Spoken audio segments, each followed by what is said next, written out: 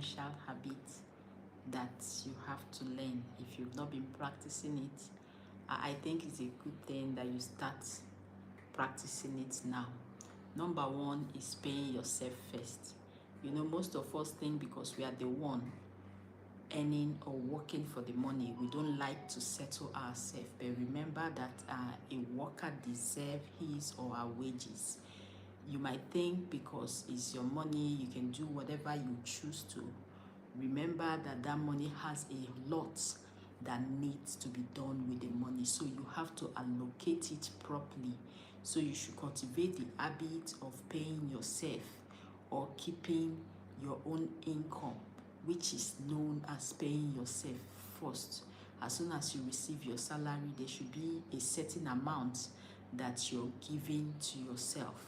There should be a certain amount that you say, yes, I have worked for this money, this should be for me. So make sure you pay yourself first. That you paying yourself comes with a lot of fulfillment, that you can decide to do whatever you want to do with it, but just make it a consistent habit that as soon as you have your money or you receive your salary or whatever income that you're having, that you decide to take that particular percentage that you keep for yourself. Don't say, I'm the one working for it. After all, I'm the one that take the decision on how to spend it. So let it just be. No, there should be orderliness in the way you use your money. Okay, so the second one is that you have to live below your means. Yes, you might ask, how do I live below my means? You live below your means by trying to do what you know you are capable of doing. You know your salary, you have splitted it. You cannot be living in an apartment that when it's time to pay, you'll be looking for money. Your salary cannot foot your bills. That means you're living above your means. So for you to be financially independent, you must make sure that you cut your coat according to your cloth, not your size. You have to live below your means.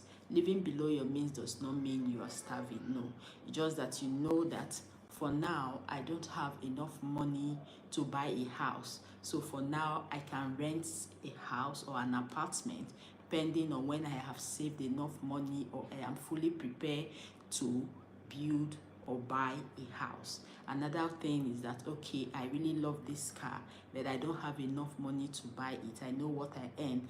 Let me plan towards it. So it will take me like 6 months, 1 year to be able to save up to buy the car. Some people, it will not take them just a week to buy the car. That is why I said you have to live below your means. Then the third one is to track every of your money.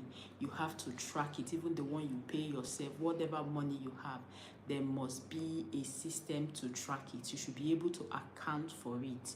When there is no accountability in the money you have, then there's a problem, because you will not know where your money is going to and the right thing to channel your money into. So you should be able to track, these are the things I'm putting my money into. Anim Gaming, hello, how are you doing? Thank you for joining me. So that is the third one. Welcome. Today we're talking about smart personal finance habits that you need to learn. Okay, the first one, we said you need to pay yourself first. You know, most people just feel that I don't need it after I'm in charge of the money. But no, you have to pay yourself first, because a worker deserves his wages. Okay, you have to pay yourself first. The second one is you have to live below your means. Hello, how are you doing? I can see you. Thank you for joining me. You have to live below your means. You have to do what you're capable of doing. You know your money you're receiving. You know what you can afford and what you cannot afford. Don't do because others are doing. Hello. Thank you for joining me. So the third one is tracking every of your money. There must be a tracker. You should be able to say, okay, this is what I've spent my money for. I normally advise, I normally advise that what you do is that you try to have a plan. You can use this rule, which is the 50-30-20 rules, depending on which one that suits you. Okay, we have different rules of how to use or manage your money. So you can choose one of them and apply. Chop to huku. I can see you. Thank you so much. Then the fourth one, you have to eliminate bad debts. Yes, it's not all debts that are bad, but there are some that are bad. So you have to cut out those bad ones, okay? Like all those credit card debts, and so on. Those debts that you know are bad, you have to cut it down. Try your best to do away with debt, okay? If possible, if you can do away with debt, then I will encourage you to do that. Then the next one, you have to build an emergency fund.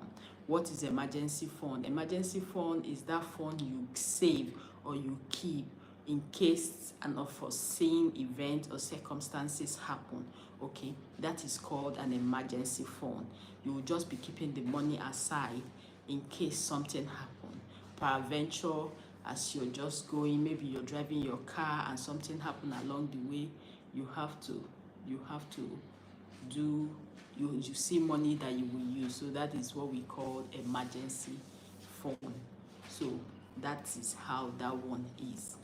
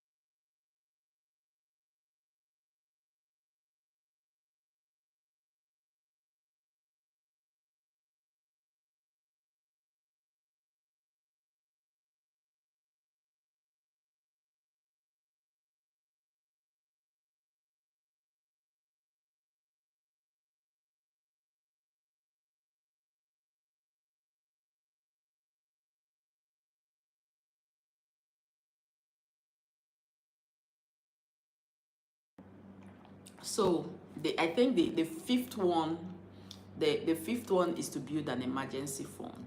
Like we said, the emergency fund is that fund that you save in case of any unforeseen circumstances or events. For example, maybe something just happened that you never planned for. The money you need to solve that problem or you need to sort it out is what we call emergency fund savings. You don't go to your normal regular 50%. Hi, how are you doing, DJ Nano? DJ Nano, I can see you. Welcome to my live streaming. So that is all about building an emergency fund. So that is one of the smart way to build a very good financial habit. Okay, so you need to learn it if you have not started it. Then the next one is investing consistently. Don't be that type of person that will just invest one and you will stop. As your income comes, there should be a percentage of your money that you invest. Okay, if you are investing 20-30%, whichever, instead of you not to invest at all, even as little as 10-20% can do. Yes, of course I can. Instead of you to invest little that will not do you that, you have to start investing consistently. If it's monthly, if it's weekly, depending on your income. So make sure you invest consistently. And you know why it is good to invest consistently? As you're investing, the ones you're investing are compounding. Maybe the interest, as you put more, that one will still add. The interest is growing, more money are still adding to it. So it gives and it leads to what we call compound interest. So investing consistently is a game changer. So I would really advise you, if you have not been doing that, try and start doing that. Then the seventh one, which is the last that we have for today, is learn before you spend. Learn before you spend. Don't just spend anyhow. Okay, make sure you know what you're spending. Don't just spend because you have money. You know, I've been opportune to see people that buy things because they have money, not because that thing is of use to them. Especially women, you know, we like, you go to our closets, we have a lot of things that we've not worn that we don't even need, but because probably our friend, we just saw it and we love it, we decide to go for it. So make sure before you spend, you are aware, you are cautious, you know what you're spending. In fact, it's what you plan for. If it's possible for you to not to spend because you did not plan for it, then that's good and fine. So these are some of the smart personal finance habits that you need to learn. The first one is paying yourself first. It's very important for you to pay yourself first. The second one is living below your means. Okay, not above your means. Live below.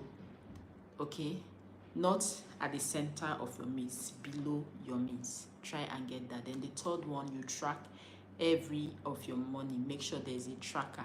You can do that yourself. You can use some apps that will help you to do the tracking if you cannot do that yourself. Okay, you track it, then you eliminate bad debt, those debt that keeps on growing and brewing interest. Make sure you eliminate them. How do you eliminate them? You try to settle and pay off all your debt. I'm not saying all debts are bad debt, but there are a lot of bad debt, those debts that are bringing, that are increasing, that you are paying interest on. They are bad debt. So try and cut it off, eliminate it, put a stop to it. That is what I mean by eliminating your debt. Okay, then the fifth one is building an emergency fund.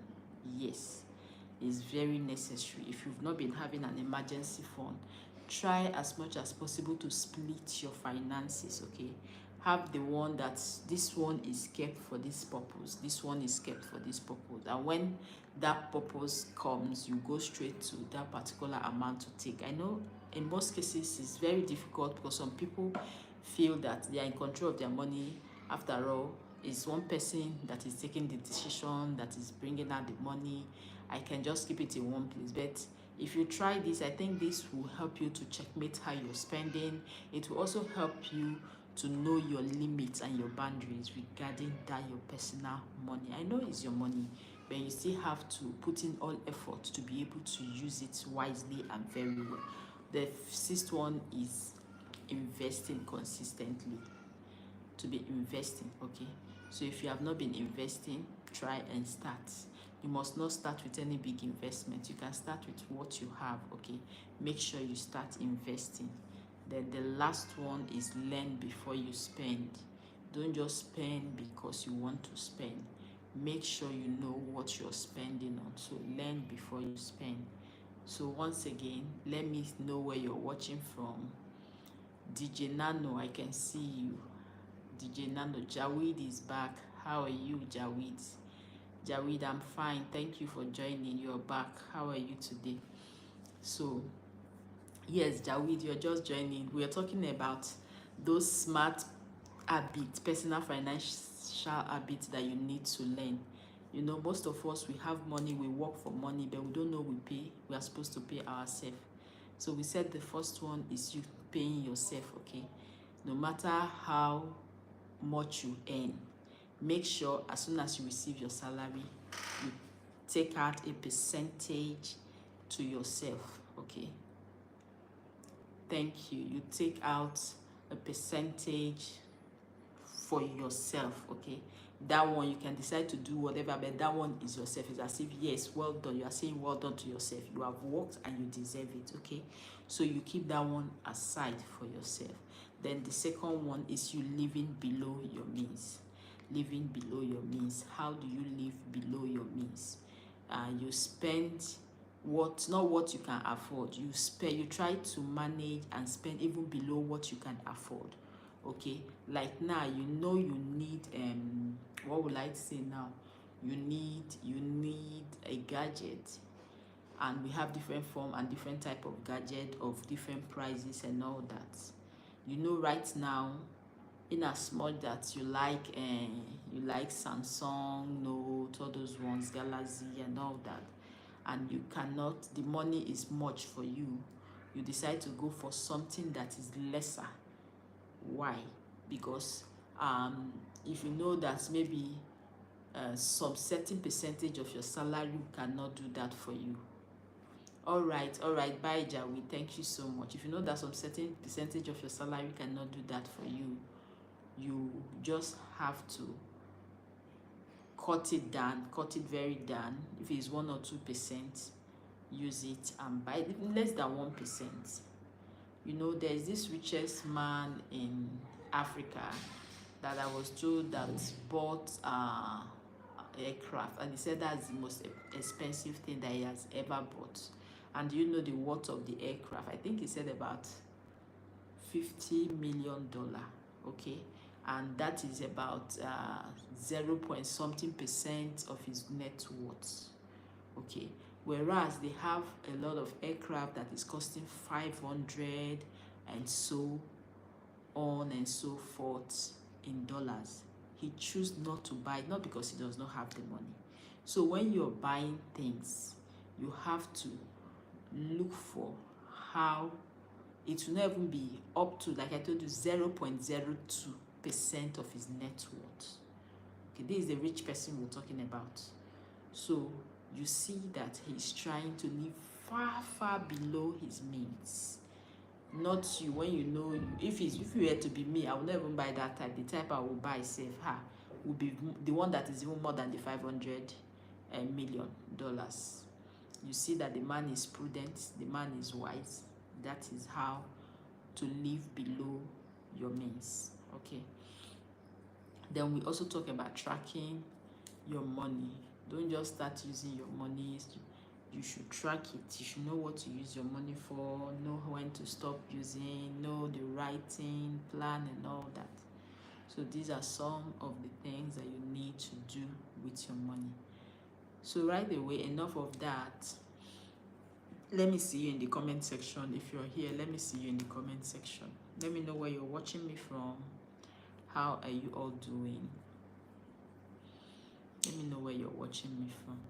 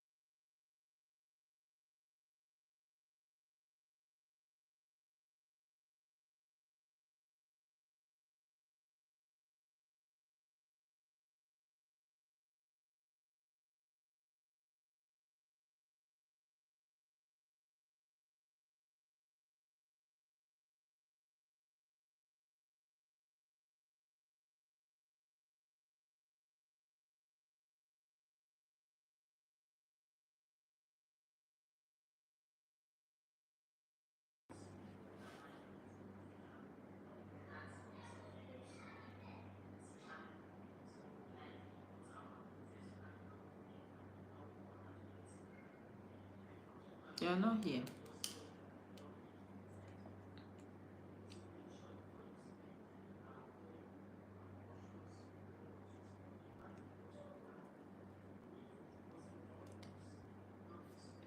You hear the sound?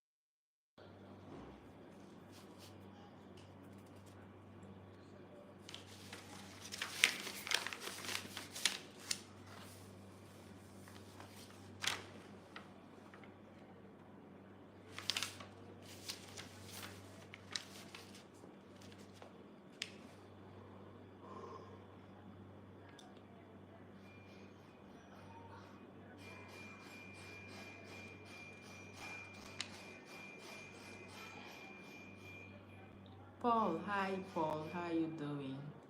Thank you for joining me. So how are you today, Paul?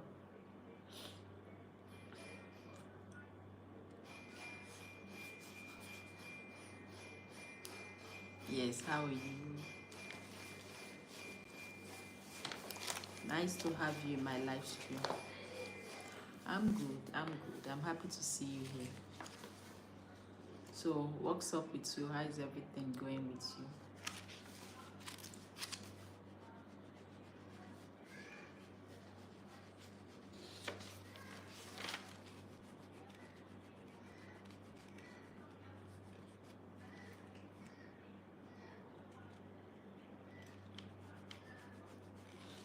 Yes.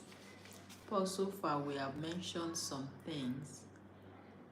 Smart personal financial habits that one needs to take. I think we mentioned seven of them. We said the first one, no matter how you are in control of your money, you have to pay yourself, you have to have your own paycheck.